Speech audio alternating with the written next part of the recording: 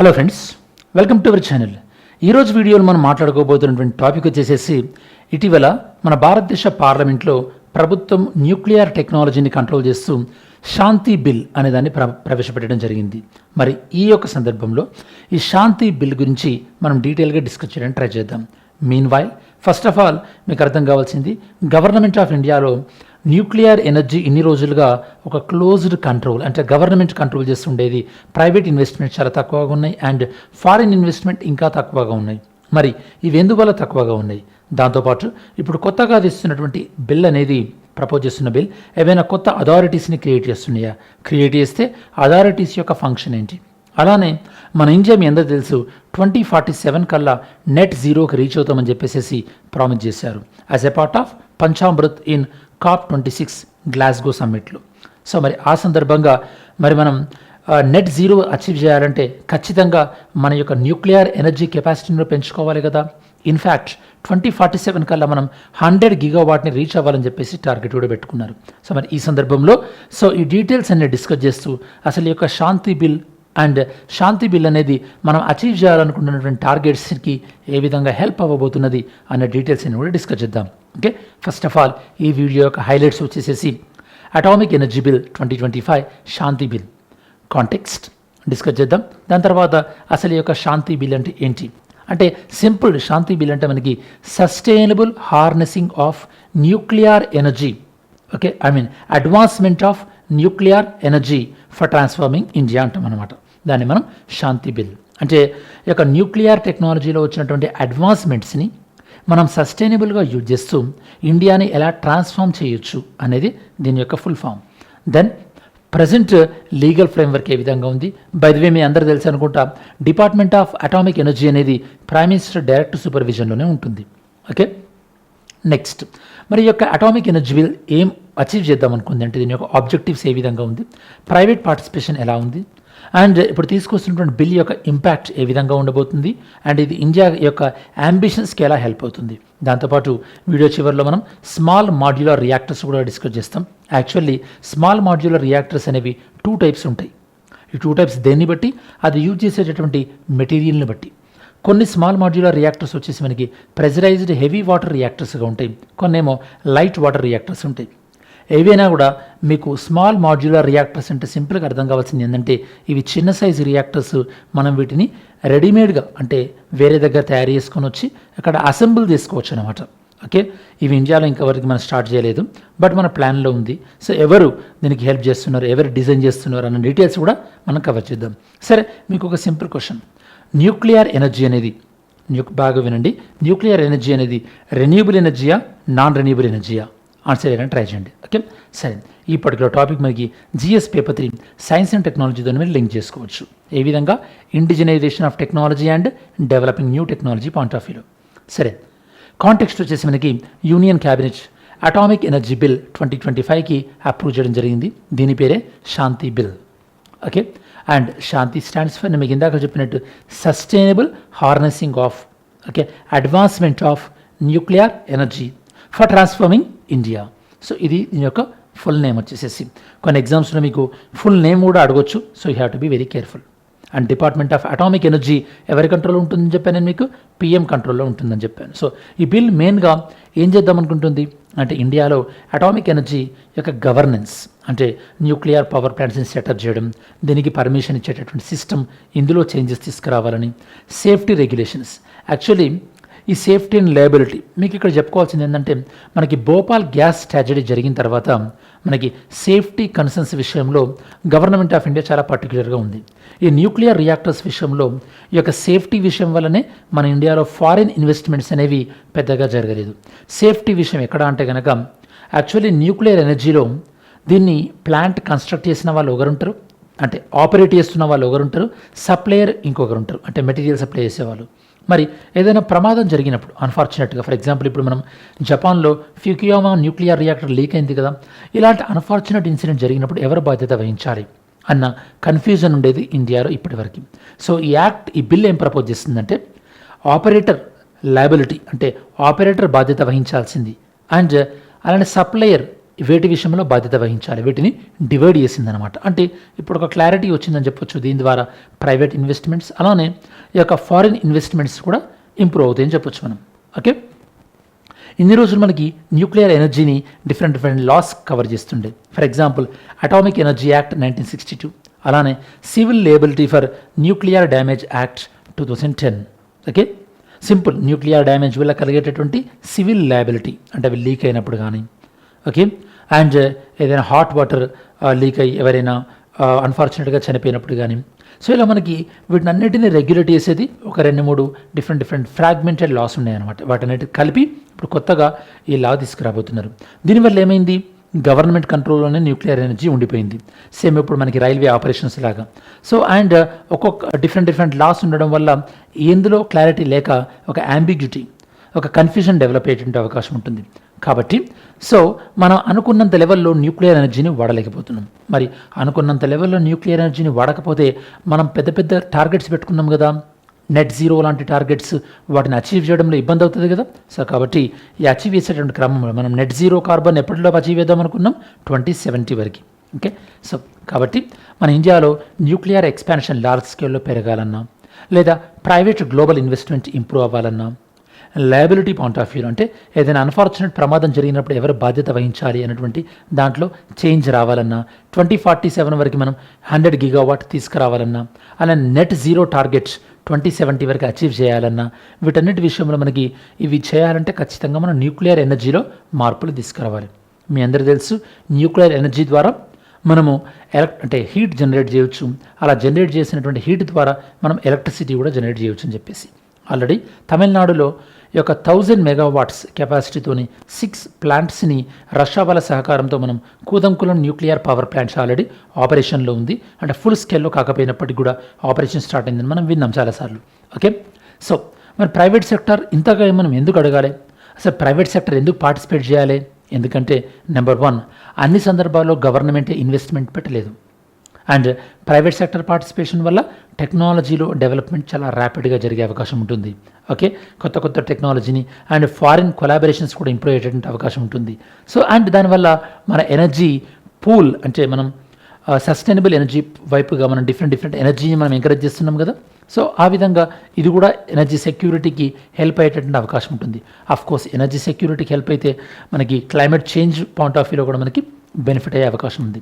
So మరి bill ప్రకారం ఏదైతే శాంతి బిల్ ప్రకారం వీళ్ళు ఒక న్యూక్లియర్ సేఫ్టీ అథారిటీ అనేటటువంటి ఒక ఇండిపెండెంట్ ఆర్గనైజేషన్ కూడా క్రియేట్ చేస్తామంటున్నారు. అంటే దీని యొక్క మెయిన్ పని ఏంటంటే న్యూక్లియర్ పవర్ ప్లాంట్స్ అన్నింటినీ కూడా ఇన్స్పెక్షన్ చేసి ఆ న్యూక్లియర్ పవర్ ప్లాంట్స్ సేఫ్గానే ఉన్నాయా లేదా, ఓకే, అండ్ ఏవైనా ప్రికాషన్స్ తీసుకోవాలనుకుంటే కనుక వాళ్ళు నోటీసెస్ ఇస్తారనమాట. ఓకే, అండ్ ఇంటర్నేషనల్ లెవెల్లో ఇలాంటి ఒక ఆర్గనైజేషన్ ఉంటుంది, దాని పేరు IAEA. Okay, international atomic energy agency. మరి మీకు ఐడియా ఉంటే చెప్పండి IAEA యొక్క హెడ్ క్వార్టర్ ఎక్కడ ఉందని చెప్పేసి. ఓకే, సరే, సో ఇది మనకి independent nuclear safety authority. So దీనివల్ల మనకి nuclear safety and nuclear energy రెండింటిని మనం సపరేట్ చేసిన వలమైన ఇన్ని రోజులు న్యూక్లియర్ ఎనర్జీని న్యూక్లియర్ సేఫ్టీని రెండింటిని కంట్రోల్ చేసేటటువంటి వ్యవస్థ ఉండేది. ఇప్పుడు మనం డివైడ్ చేయగలిగినాం. దానివల్ల ట్రాన్స్పరెంటీ, ప్రొఫెషనలిజం ఇవన్నీ ఖచ్చితంగా ఇంప్రూవ్ అవుతాయి.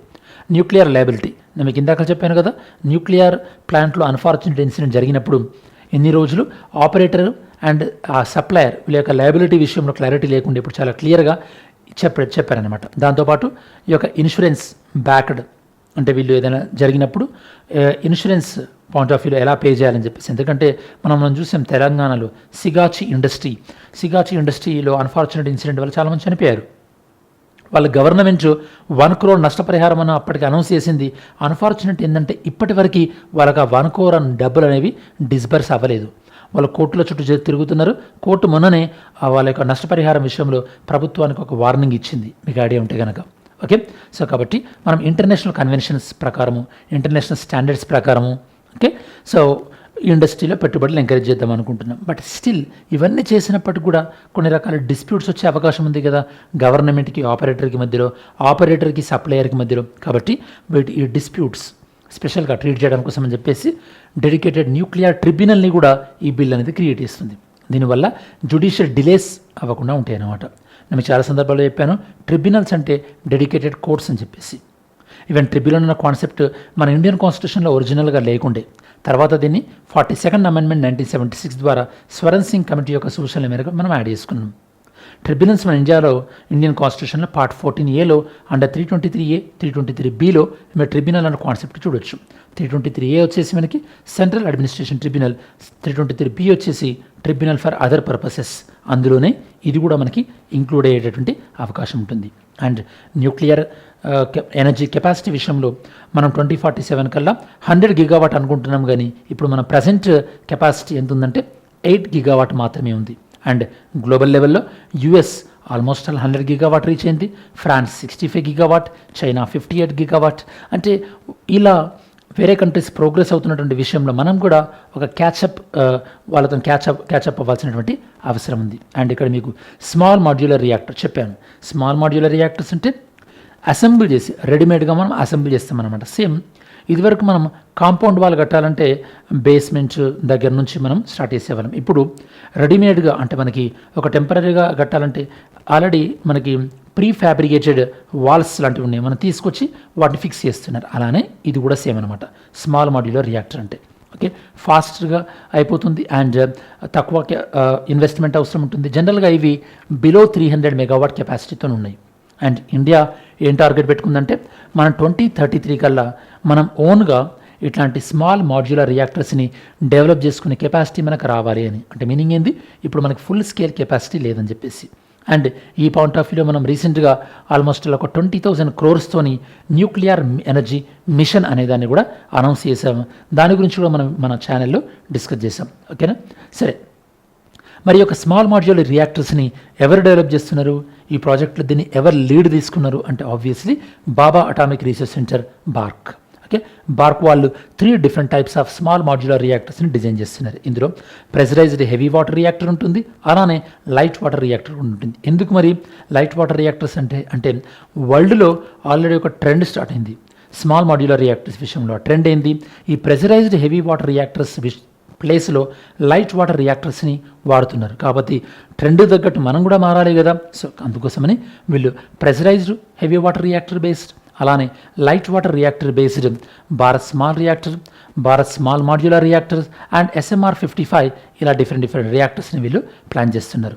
ఓకేనా, దాంతోపాటు ప్రైవేట్ ప్లేస్ అనేది ఈ యొక్క ఎంటైర్ లైఫ్ సైకిల్ని వీళ్ళు బయట నుంచి ఫండింగ్ ఇవ్వచ్చు. And NPCIL nuclear power corporation of India limited వీళ్ళు ఓనర్షిప్ అండ్ ఆపరేషనల్ కంట్రోల్ని మేనేజ్ చేస్తుంటారు ఇవి సక్సెస్ఫుల్ అయితే కనుక. బట్ ఓవరాల్గా న్యూక్లియర్ రియాక్టర్స్ విషయంలో ఛాలెంజెస్ మనకి సేఫ్టీ లయబిలిటీ పాయింట్ ఆఫ్ వ్యూలో ఉన్నాయి అండ్ నేషనల్ సెక్యూరిటీ రిస్క్ కూడా ఉంది. కొన్ని సందర్భాలలో ఎవరు ఇన్వెస్ట్మెంట్ చేస్తున్నారు, వాటి వెనకాల ఉన్న బ్యాక్గ్రౌండ్లో ఉన్న కంపెనీస్ ఏంటి. ఎందుకంటే మనం చైనాతో ఇబ్బంది వచ్చినప్పుడు సడన్గా మన చైనా యాప్స్ని మనం బ్యాన్ చేయగలిగినాం. అదే ఒకవేళ చైనా ఇన్వెస్టర్స్ సహాయంతో న్యూక్లియర్ రియాక్టర్స్ వాళ్ళు ఇండియాలో పెట్టి దాన్ని మనం సడన్గా వాళ్ళని వెళ్ళిపోమలేము కదా. సో ఇట్లాంటి కొన్ని రిస్క్స్ని మనం ఓవర్కమ్ చేయాల్సి ఉంటుంది. అండ్ ఈ ప్రాజెక్ట్స్ యొక్క లాంగ్ జెస్టేషన్ పీరియడ్ అంటే ఇవి కంప్లీట్గా ఫుల్లీ ఫంక్షనింగ్ అవ్వడానికి సుమారు 7 to 10 years పడుతుంది. ఇది కూడా ఒక రకమైనటువంటి ఛాలెంజ్ అనమాట. సో ఏదేమైనప్పటికీ కూడా ఈ యొక్క ఇండిపెండెంట్గా మన ఇండియాలో న్యూక్లియర్ ఎనర్జీని ఇంప్రూవ్ అంటే ఎంకరేజ్ చేసే విషయంలో ఇది ఒక మంచి స్టెప్ అని కూడా మనం చెప్పొచ్చు. దీనివల్ల మనకి లయబిలిటీ ఎవరు షేర్ చేసుకోవాలి, దాంతోపాటు వయబిలిటీ గ్యాప్ ఫండింగ్ కూడా మన గవర్నమెంట్ ఇస్తూ ఉంటుంది. అంటే కొన్ని సందర్భాలలో వాళ్ళు పెట్టిన తర్వాత వాళ్ళు అనుకున్న లెవెల్లో వాళ్ళకి ప్రాఫిట్స్ రానప్పుడు సర్టన్ లెవెల్లో గవర్నమెంట్ కూడా ఆ నష్టాలని భర్తీ చేస్తుంది అనమాట. దాన్ని మనం వయబిలిటీ గ్యాప్ ఫండింగ్ అంటాం. అండ్ గ్లోబల్ లెవెల్లో మనం ఈ ప్రెషరైజ్డ్ హెవీ వాటర్ రియాక్టర్ నుంచి లైట్ వాటర్ రియాక్టర్ టెక్నాలజీకి మారుతున్న సందర్భంలో మనం కూడా ఈ డైవర్సిఫికేషన్ చేసుకున్నట్టయితే కనుక స్లోగా మన ఎనర్జీ సెక్యూరిటీ పాయింట్ ఆఫ్ వ్యూలో కానీ మన ఎనర్జీ ట్రాన్సిషన్లో కూడా న్యూక్లియర్ ఎనర్జీ మంచి రోల్ ప్లే చేస్తుందనడంలో ఎలాంటి డౌట్ లేదు. ఓకే, సరే. ఈ కంటెంట్ పైన మనం ఒకసారి MCQ సాల్వ్ చేయడానికి ట్రై చేద్దాం. ఓకే, క్వశ్చన్ వచ్చేసి with reference to atomic energy bill, Shanti bill, consider the following statements. Okay, ఈ 3 స్టేట్మెంట్స్ని జాగ్రత్తగా అబ్జర్వ్ చేసి ఏది కరెక్టో చెప్పండి. It proposes to replace the atomic energy act 1962 with a unified legal framework. Okay, ఒకే లీగల్ ఫ్రేమ్వర్క్ తీసుకురావాలనే ఉద్దేశంతో రీప్లేస్ చేయబోతుంది అంటున్నారు. It allows 100% foreign direct investment in nuclear power plant ఓనర్షిప్లో కంప్లీట్గా ఫారిన్ ప్లేయర్స్ ఇన్వెస్ట్ చేయొచ్చు అంటున్నారు. It provides for the creation of independent nuclear safety authority, independent nuclear safety అథారిటీని క్రియేట్ చేయబోతుంది అంటున్నారు. మరి ఈ 3 స్టేట్మెంట్లలో ఎన్ని స్టేట్మెంట్స్ కరెక్ట్ అనుకుంటున్నారు? అలానే ఈరోజు mains question, atomic energy by 2025 అనేది మన ఇండియాలో న్యూక్లియర్ ఎనర్జీ పాయింట్ ఆఫ్ వ్యూలో ఒక మేజర్ షిఫ్ట్ అని మనం చెప్పొచ్చు. సో దీ పాయింట్ ఆఫ్ వ్యూలో ఈ ఎనర్జీ సెక్యూరిటీ యొక్క సిగ్నిఫికెన్స్ ఏంటి, ఎనర్జీ సెక్యూరిటీ అనేది మన యొక్క క్లైమేట్ కమిట్మెంట్స్కి ఎలా హెల్ప్ అవుతుంది అన్నది మీరు ఆన్సర్ చేయడానికి ట్రై చేయండి. సరే, మనం వీడియో చివరిలోకి వచ్చేసాము కాబట్టి ఈ వీడియోలో మనకి శాంతి బిల్ దీని ఫుల్ ఫామ్ ఏంటి అండ్ దీని యొక్క మెయిన్ ఆబ్జెక్టివ్స్, ఇప్పుడు ప్రజెంట్ ఉన్నటువంటి లాస్ అండ్ ఈ శాంతి బిల్ యొక్క ఆబ్జెక్టివ్స్ ప్రజెంట్ ఉన్న ప్రాబ్లమ్స్ ఎలా సాల్వ్ చేస్తుంది, దాంతోపాటు మనము ఈ యొక్క శాంతి బిల్ ద్వారా ఏర్పాటు చేయబోతున్నటువంటి కొన్ని సేఫ్టీ అథారిటీస్ ఏ విధంగా ఉన్నాయి అండ్ ఇవి కాకుండా ఇప్పుడు ప్రజెంట్ లయబిలిటీ పాయింట్ ఆఫ్ వ్యూలో ఉన్న ప్రాబ్లం ఏంది, శాంతి బిల్ ఏం ప్రపోజ్ చేస్తుంది, న్యూక్లియర్ ఎనర్జీ ప్రజెంట్ స్టేటస్ ఇండియాలో ఏ విధంగా ఉంది, స్మాల్ మాడ్యులర్ రియాక్టర్స్ అంటే ఏంటి, అందులో టైప్స్, అది ఒకవేళ ఫుల్ ఫ్లెడ్జ్గా ఇంప్లిమెంట్ అయితే కనుక దాన్ని ఆపరేషన్ చేసేది ఎవరు, అండ్ ఇందులో ఓవరాల్గా ఉన్న ఛాలెంజెస్, ఇవన్నీ కూడా మనం కవర్ చేయడం జరిగింది. ఇది ఈ శాంతి బిల్ అనే టాపిక్ సంబంధించినటువంటి సమగ్రమైన విశ్లేషణ. సో ఈ వీడియో మీ ప్రిపరేషన్కి యూస్ఫుల్ అవుతుంది అనుకుంటే కనుక వీడియోని లైక్ చేయడం మర్చిపోవద్దు. మీరు లైక్ చేసినట్టయితే కనుక మన కంటెంట్ ఎక్కువ మందికి రీచ్ అయ్యేటువంటి అవకాశం ఉంటుంది. అలానే ఫ్యూచర్ వీడియోస్కి మీరు ఏమైనా సజెషన్ ఇవ్వాలన్న టాపిక్స్ పాయింట్ ఆఫ్ వ్యూలో మీరు టాపిక్స్ని డ్రాప్ చేయండి కమెంట్ సెక్షన్లో. Definitely I will consider those topics. Anyhow, thanks for watching this video. Have a great day. Jai Hind.